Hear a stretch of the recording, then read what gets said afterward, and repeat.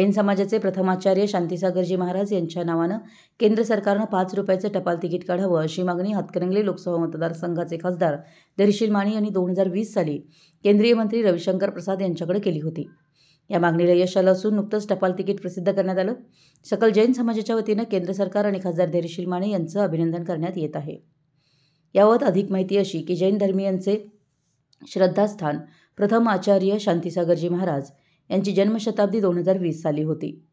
त्यामुळे केंद्र सरकारनं त्यांच्या नावानं 5 रुपयाचं टपाली तिकीट प्रसिद्ध करावं अशी मागणी लक्ष्मीसेन मठाचे मठाधिपती जगद्गुरू लक्ष्मसेन भट्टारक महास्वामी कोल्हापूर, नांदणी मठाचे मठाधिपती जनसेनजी भट्टारक महास्वामी, ग्रामपंचायत अधिकारी संघटनेचे राज्य उपाध्यक्ष बाबासाहेब कापसे, किरण पाटील, दक्षिण भारत जैन सभेचे पदाधिकारी, जैन समाजातील प्रतिष्ठित नागरिकांनी खासदार धैर्यशील माने यांच्याकडे केली होती। याबाबत खासदार धैर्यशील माने यांनी केंद्रीय मंत्री रविशंकर प्रसाद यांच्याकडे पत्राद्वारे 2 ऑगस्ट 2020 साली केली होती।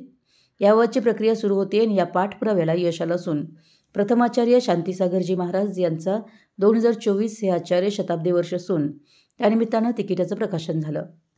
यावेळी खासदार धैर्यशील माने, माजी खासदार निवेदिता माने, आमदार प्रकाश आविटकर, विश्वविजय खानविलकर यांच्या उपस्थितीत तिकिटाचं प्रकाशन करण्यात आलं।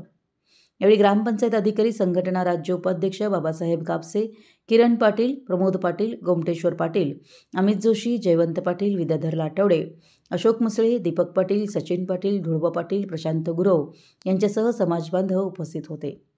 मराठी एस न्यूजसाठी हातकणंगलेहून रोहन साजने।